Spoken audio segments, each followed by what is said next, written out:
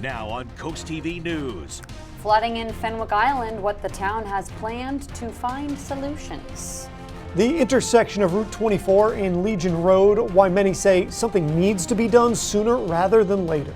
And are we in for another round of rain this evening with concerns about flooding still fresh on our forecasted mind? This is CoastTV News at 5. Good evening. I'm Madeline Overturf. And I'm Charlie Sakaitis. Route 24 worries are what prompted a meeting of state officials and neighbors in Long Neck today. The problem area is that intersection specifically. Constituents voicing their concerns as more and more people crowd the roadway. Coast TV reporter Zakia Jennings shows us what locals say is a tragedy waiting to happen. Cars and trucks waiting to turn on Route 24 from Legion Road. Bob Verdugo says turning onto either road is dangerous and nearly impossible. It's important to actually see what's happening, not just look at data points which talk about traffic counts. Verdugo says he and many others share the fear of being rear-ended while waiting to turn onto Legion Road and share the frustration of waiting 10 minutes to pull out onto Route 24. Dawn Russo says she's dealing with 2 times the anxiety, not only as a driver, but as a bicyclist. I have not ridden my bike on Route 24 because it makes me nervous. I am terrified to drive between Oak Orchard Road and Long Neck Road on Route 24 because of the potential for accidents. During Thursday's discussion, many people suggested 3 solutions: better timing with the 2 stoplights that are already set up, reduced speed, and a turn lane for westbound traffic. DelDOT engineer John Derryberry says these recommendations will now be taken into consideration. We completed a traffic signal justification study at the intersection of SR 24 and Legion Road. It's still in draft format. But Derryberry says the best solution is access management is a great tool to restrict, the left turning movements. It's a safer alternative. DelDOT says it will continue working with Representative Holofsky to come up with solutions to add to their traffic study that will best fit the needs of the people in this area. In Long Neck, Zakia Jennings, Coast TV News. And this brings us into our Coast TV poll. We want to know what needs to happen on Route 24. Let's take a look at the results so far. Take a look at your screen, and 52% say bypasses or alternate routes. 18% say roundabouts, and 24% say more lanes. 6% say nothing. And if you haven't voted yet, or if you want to leave a comment, go to coasttv.com or use our mobile app. We're taking a live look into Laurel, some cloud cover there on the horizon as we check in with our First Alert Chief Meteorologist, Paul Williams. And Paul, it's been sort of a sporadic week when it comes to weather. What's today hold? Sporadic is the best personification because we have a sporadic day and time frame here. In fact, basically, I'm looking for 6 to 7 o'clock.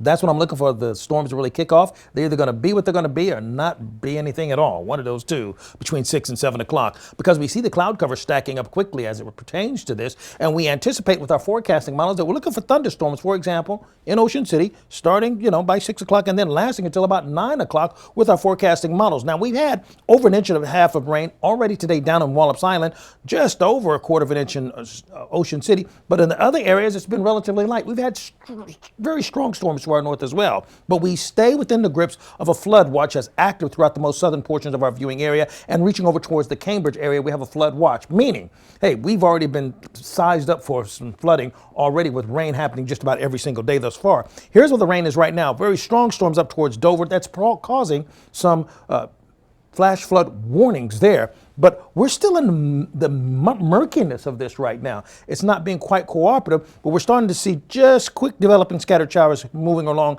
headed towards the Frankfurt area, but it's relatively light, and we have one cell that's off of the water that's actually producing a bit of hail for right now. So you see how crazy this is? Drizzle here, hail right off the coast here. Anyway, but we're going to continue to watch that. That kind of comes with the territory. We're in the 70s along the coast, 80s throughout the inland area. Not quite as warm as we have been, so that's helpful. But as far as the rest of this evening is concerned, we're going to watch out for thunderstorms up until about 7 o'clock. Then we should clear out. More on your forecast in a moment. Till then, back to you, Charlie. Let Paul put his brain back together and check back in a bit. Floods have been ongoing as a problem in Fenwick Island, which is why the town has plans to try to find some solutions. The Infrastructure Committee recently hired an engineering firm to look over the bay side of town and come back with possible fixes for the town to implement. According to the town, the study will cost Fenwick Island around $300,000, but for one local on the bay side, he says they need it. It's only getting worse, and so there's not an understanding of how the water system drains here, the piping that's in there in the ground and where it goes to. So if we had a better understanding of that, we had a better understanding of how high the bulkhead should be. The study plans to start in August and last for a full year. The firm will then present to the town a 5-year plan on ways they can reduce flooding. Julianne Murray, chair of the Delaware Republican Party, has been nominated to serve as the next U.S. Attorney General for the District of Delaware. This was confirmed to Coast TV by Executive Director of the Delaware Republican Party, Nick Miles. Murray would succeed David Weiss, who was appointed to the post in 2018 and resigned in January. It's another difficult, unimaginable day in Central Texas. The death toll after catastrophic flooding climbing to at least 120 and 160 people are still missing. Search teams, heavy equipment continue to pour into the area, and so do the helpers. Hundreds of volunteers in an area that desperately needs their help. Jay Gray has been on the ground in hard-hit Kerr County all week and joins us with the latest from first responders and the volunteers making a difference in the midst of tragedy. It is a difficult, at times grisly and overwhelming task working through thick mud and debris. We are finding vehicles and RVs deep inside the debris that you can't even see from the outside. And so the challenges are there, they're real. The loss, gut-wrenching. At least 120 dead, more than 160 still missing. And like those horrific numbers, the search effort is growing. 10 states have sent specially trained teams to our community, and 2 more states are en route. There's more than 2,100 responders on the ground here from state, local, and federal agencies working to reunite victims with families. Fueling that effort, literally, mercy chefs. We were on site with them Saturday, making sure they got fed. And from there, we've moved into feeding other volunteers and then the victims, the people of the county that have lost so much. Serving 4,000 to 5,000 meals a day with the help of more than 100 local volunteers. You know, we believe amazing things happen over a shared meal. Everybody here in the county has lost someone or knows someone who has lost. And they just want to help in any way they can. A desire. That's right. Driving hundreds of helpers as the cleanup and recovery begins. It feels heartbreaking, man. I just drop everything in my mind and I say, I want to help. Heartbreak that, like the need for help, will surely last a long time here. Jay Gray, NBC News, Ingram, Texas. President Donald Trump has announced a 50% tariff on all copper imports that takes effect on August 1st. In a late Wednesday social media post, the president said the move will help the country build a dominant copper industry. According to the London Stock Exchange, America imports about half the copper it uses, with most coming from China, Chile, Japan, and Congo. Copper is a key component in a variety of goods, including electronics, batteries, and defense equipment. The tariffs on copper could make those things more expensive. Still to come, 2 new furry friends playing the role of wildlife ambassadors at the Salisbury Zoo. And we have flood concerns continuing for this evening as we track more showers headed in our direction. But first, Riding Center reaches veterans. We'll show you how a program is giving former servicemen and women physical and emotional relief. Up next.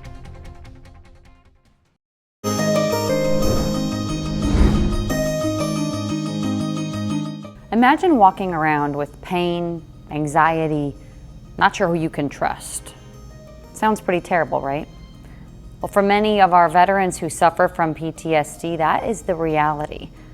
And for all veterans in this area, there is a program at Southern Delaware Therapeutic Riding that aims to help our veterans combat those issues with a silent form of communication. Take a look. Walk on. John Dill spends his Fridays here at the Southern Delaware Therapeutic Riding Center off Harbison Road. Good boy. His partner? Yeah, you're good. Patches the horse. You're supposed to stay right with me. Their weekly training and walks, Walk on. a far cry from the way Dill spent a majority of his life. I joined the National Guard in 1971. Spent 42 years. I had a tour in Iraq, in Baghdad. I suffer with PTSD, and sometimes my PTSD acts up depending if I get stressed out. And this experience has helped me control that. John is just one of the veterans taking part in this 8-week program. Another already is scheduled for the fall. Veterans groom their horses, walk them, Size up. Good job using your body there. and practice various exercises like these. Yay, Izzy! Good job, Iz. It develops a bond and a friendship between the veteran and the horse that builds confidence, self-esteem. We've seen amazing connection happen from the start of the session where we've had veterans reach out when they've had a bad day to come see their horse. So that's a sign too that relationship that's been developed is helping that veteran through difficult times. What you're seeing here is described as natural horsemanship. It's not about doing tricks or anything like that. It's about communication, learning what the horse is feeling, how to speak with them, work with them, and above all, build trust. The veterans I speak with here say that's not something that is left in this arena. That trust and communication comes with them every moment when they go home. It makes me very calm because I have some issues with anxiety. That's Angela LaRosa, an Army veteran and newfound friend to Brumbley. Has it helped you in your life outside of here? Oh yeah, tremendously. How so? Assert my boundaries, letting people know what I'm not going to accept, being more a little bit outspoken instead of always feeling like I couldn't rock the boat. But if I can handle the horses, I can handle people. In the military, we learn to try to keep our feelings to ourselves because that's who it is, and we have a mission. But the thing is, if you're really actually having a problem, you're not only affecting yourself, but you're affecting other people, and you've got to take care of yourself. By taking care of Patches, Good boy. Filthy. John says he's taking care of himself in a way he just couldn't before. I think that they're a special breed of an animal, and they need attention just like we do. They have feelings, and we have feelings, and I think that you can share those feelings with them, and they understand those feelings. They understand you. The horses, not just teachers, but healers. You love that head massage, don't you? Four-hooved heroes serving these heroes who served our country. Good boy. For Coastal Connections, I'm Madeline Overturf.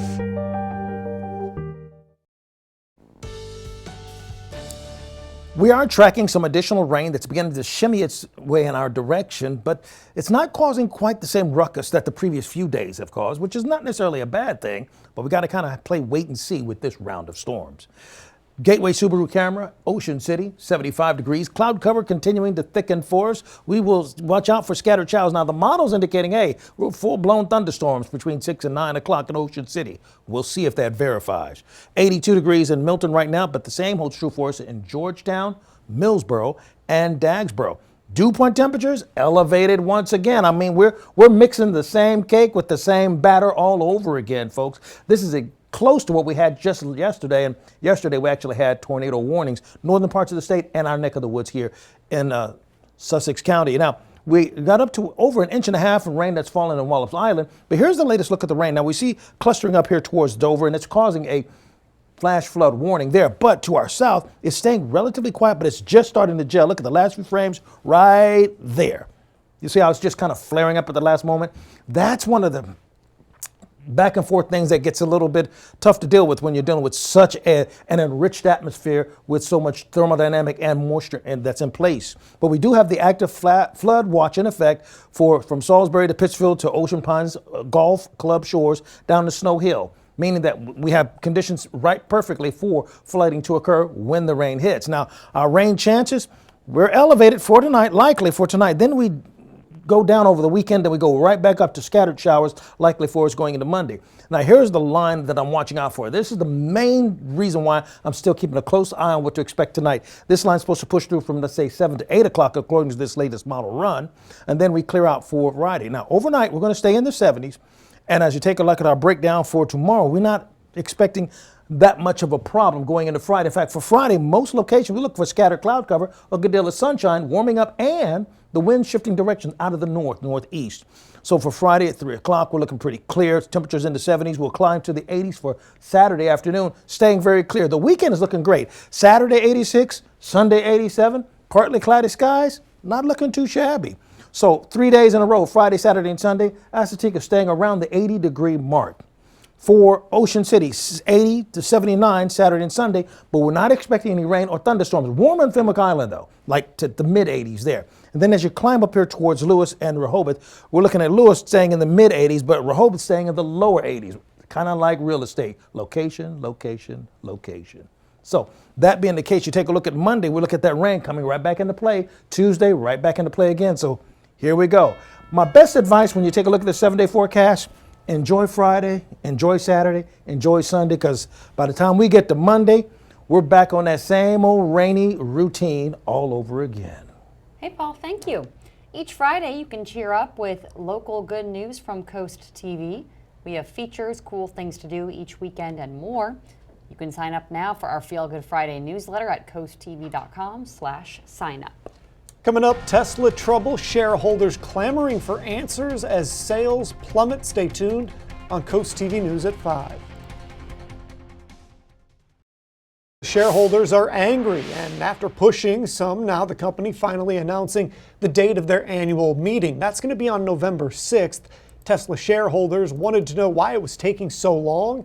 Texas law, where Tesla is incorporated after previously being incorporated here in Delaware, requires annual meetings every 13 months. The company is facing problems, including the worst sales declines in its history, plunging profits and stock prices, and some backlash to CEO Elon Musk. Tough news if you're in the job market. A new report released today shows continuing claims for unemployment rose to the highest level since late 2021. Now, while the report shows fewer new layoffs, it does also show more people are staying unemployed longer.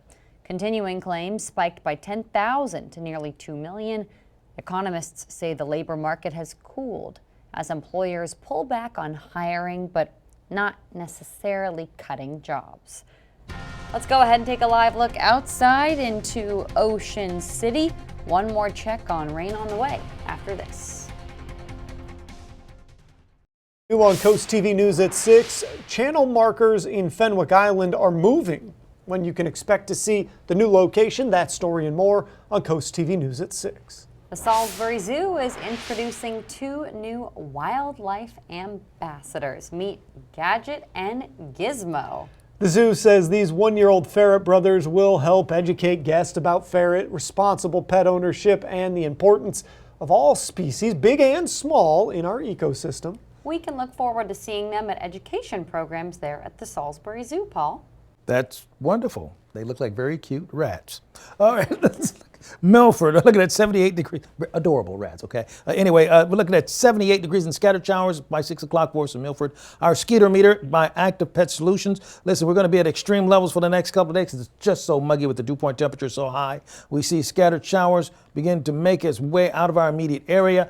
Umbrella giveaway winner in place for us. And here's a look at your extended forecast. We are going to be clear for the weekend. All right, Paul, thank you, and thanks for joining us here for Coast TV News at 5. For more news and local weather, download our Coast TV News app. Inside Edition is up next. And we're going to see you later tonight for Coast TV News at 6. Have a great evening.